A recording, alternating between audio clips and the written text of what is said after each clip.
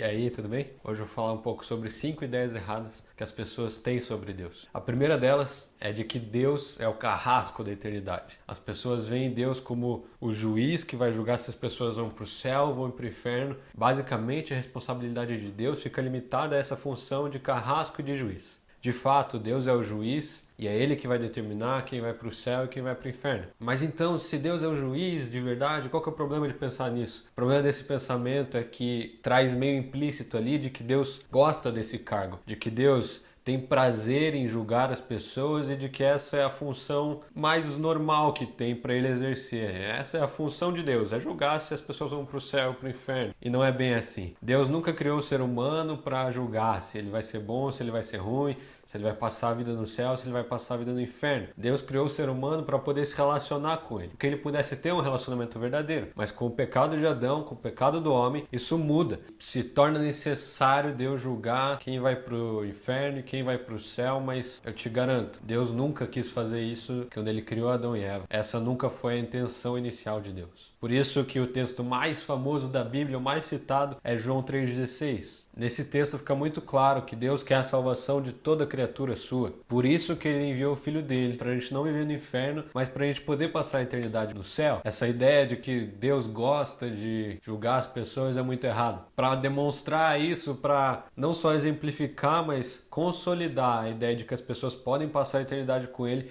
ele envia seu único Filho para nos salvar. Agora eu tenho um apelo específico aqui. Você que é cristão e evangeliza seus amigos ou fala de Deus para seus colegas, família e afins, e você fala de Deus para eles, falando que Deus vai mandar eles para o inferno, que eles são pecadores e que eles precisam se converter na base do medo, por favor, pare. Ninguém se converte com base em um julgamento e um Deus que eles acreditam não existir. Sabe, quem tenta persuadir as pessoas com base no medo é o diabo. Jesus nunca fez isso. Por favor, pare de tentar convencer as pessoas a seguir Jesus com base no medo. Jesus sempre demonstrou o seu potencial como Deus, seu potencial como Messias, amando, fazendo milagres, fazendo coisas maravilhosas, ensinando, mostrando toda a sua sabedoria. Mas nunca Jesus convidou alguém para o reino dos céus com base no medo. E a gente também não deveria fazer isso. Com isso claro, vamos para o segundo ponto. Qual é a segunda ideia falsa sobre Deus? A segunda ideia muito errada é de que o Deus do cristianismo é só mais um Deus entre milhares de deuses. De fato, existem muitas religiões e diversos deuses, mas logicamente todas não podem estar certas. Eu não estou querendo impor a verdade bíblica aqui para você, mas pensa um pouco comigo. Sabe, dois deuses de duas religiões diferentes não têm como coabitarem racionalmente. Ou o budismo é a religião certa, ou o islamismo, ou o cristianismo, ou até o ateísmo, e nenhuma dessas. Mas uma delas precisa estar certa e não tem como todas estarem certas. Vamos pegar aqui o exemplo da Turma da Mônica. Vamos supor que eles criassem uma autoconsciência, que eles começassem a pensar qual a origem deles, de onde eles vieram, quem criou eles. Vamos supor que Cebolinha acreditasse que Maurício de Souza foi quem desenhou eles. E que Cascão acreditasse que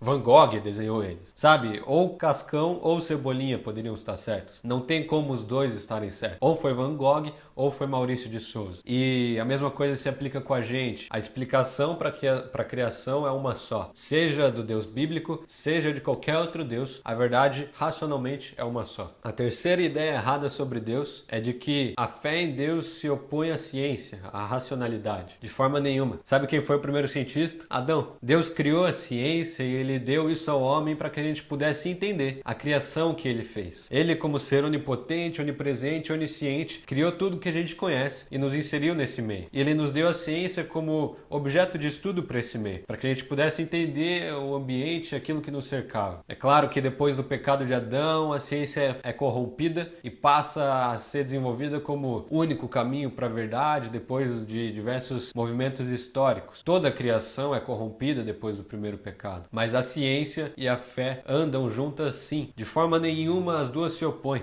A fé embasa a ciência e a ciência valida a fé. Então é uma via de mão dupla. É Deus quem tem toda a ciência, Deus quem tem todo o entendimento, todo o conhecimento e nos permite estudar toda a criação que ele fez. E de maneira nenhuma essas duas coisas são opostas. A quarta e uma das mais populares e erradas ideias é de que a gente entra no reino dos céus, de que a gente é salvo, de que a gente vai para o paraíso, ou por pecar pouco, ou por fazer coisas boas na terra. Isso não tem base alguma bíblica. Pelo contrário, Paulo e Jesus ali nos evangelhos e nas cartas do Novo Testamento vão refutar diversas vezes essa ideia de que é através das nossas próprias obras que a gente entra no céu.